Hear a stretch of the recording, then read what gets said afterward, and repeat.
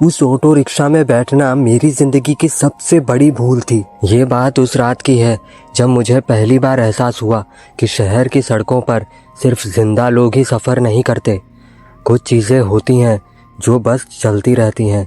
मैं ऑफिस से लेट निकला था। रात के लगभग 11:45 हो रहे थे। बारिश थमी हुई थी पर सड़कों पर अभी भी गीली सी चमक थी। बस छूट चुकी थी और फ़ोन की बैटरी 4% दिखा रही थी। मेट्रो स्टेशन बंद हो चुका था। घर तक पहुंचने का एक ही तरीका बचा था, ऑटो। मैं रोड के कोने पर खड़ा हुआ था कि एक पुराना सा ऑटो मेरे पास आकर रुक गया। पीला रंग, थोड़ा सा उभरा हुआ पेंट और पीछे से आती एक हल्की सी घुर घुर की आवाज़। ड्राइवर ने बिना पीछे देखकर ही बोला, किधर जाना है? उसकी आवाज़ अजीब थी, बहुत हल्की, जैसे गले से नहीं सीने के अंदर से आ रही हो। मालवीय नगर चलोगे क्या? मैंने कहा। वो एक पल के लिए चुप रहा। फिर ड्राइवर ने धीरे से कहा, बैठ जाइए। मैं बैठ गया। जैसे ही ऑटो चला मैंने नोटिस किया मीटर बंद था। मैंने पूछने का सोचा पर फिर रहने दिया। रात थी और घर पहुंचना ज़्यादा ज़रूरी लगा। कुछ ही मिनट में ऑटो शहर के मेन रोड से हटकर एक ऐसी गली में घुस गया जहां स्ट्रीट लाइट्स कम और अंधेरा ज़्यादा था। मैंने थोड़ा झुककर बोला, भैया ये रास्ता थोड़ा अलग नहीं है? ड्राइवर ने रिप्लाई नहीं दिया। मुझे थोड़ा थोड़ा डर लग रहा था। मैंने आगे झुककर उसका चेहरा देखने की कोशिश की। साइड मिरर में बस उसकी आंखें दिख रही थी, बिना पलक झपकाए, सीधी सड़क पर जमी हुई।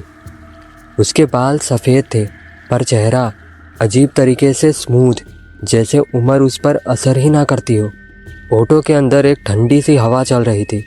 बारिश बंद हो चुकी थी पर फिर भी मुझे लग रहा था जैसे रात और भी ज़्यादा ठंडी हो गई हो। मैंने अपनी जैकेट टाइट की और फ़ोन निकाला। बैटरी 1% रह गई थी। स्क्रीन बंद हो गई। तब मुझे महसूस हुआ ऑटो की आवाज़ बदल रही है। इंजन की घुर घुर की आवाज़ धीरे धीरे एक ऐसी आवाज़ में बदल रही थी जो इंजन जैसी नहीं लग रही थी, बल्कि किसी के सांस लेने जैसी अजीब सी आवाज़ लग रही थी। भैया भैया ऑटो ठीक है ना? मैंने थोड़ा घबरा कर पूछा। इस बार ड्राइवर ने बोला, इस ऑटो में कोई चीज़ कभी ख़राब नहीं होती। उसका जवाब सुनकर मेरी रीढ़ की हड्डी में ठंडक सी दौड़ गई। मैंने आसपास देखा। गलियां अब बिल्कुल पहचान से बाहर हो चुकी थी। कोई दुकान नहीं, कोई घर नहीं, सिर्फ लंबी सड़क और दोनों तरफ बंद पुराने से कंपाउंड वॉल्स। अचानक ऑटो धीरे हो गया।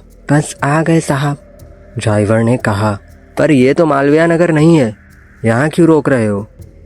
मैंने तुरंत बोला। ड्राइवर ने धीरे धीरे अपना चेहरा मेरी तरफ घुमाया। पहली बार मैंने उसे सीधा देखा। उसकी आंखें काली नहीं थी, बिल्कुल खाली थी, जैसे उनमें कुछ भी ना हो। जहाँ आपको उतरना था वहाँ से काफ़ी पहले ही उतर चुके हैं आप, उसने कहा। मेरा दिमाग सुन्न हो गया। क्या मतलब? ड्राइवर ने आगे इशारा किया। सड़क के बीच एक पुराना सा ऑटो खड़ा था, बिल्कुल इस ऑटो जैसा। वही पीला रंग, वही उतरा हुआ पेंट और उसके पास एक आदमी ज़मीन पर लेटा हुआ था। मैंने उस आदमी का चेहरा देखा। वो मैं ही था। मेरी सांस अटक गई, पैर कांपने लगे, मेरा गला सूख गया।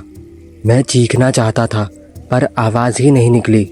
मेरी आंखें जैसे अचानक से कैसे बंद हो गई और जब आँख खुली तो मैं हॉस्पिटल के बेड पर था। लाइट तेज़ थी, मशीन की बीप बीप सुनाई दे रही थी। मेरे माँ बाप मेरे पास खड़े थे। डॉक्टर किसी से बोल रहा था, आप लोग लकी हैं, थोड़ा और लेट हो जाते तो। मैंने होश में आते ही पहला सवाल पूछा, ऑटो ड्राइवर कहाँ है?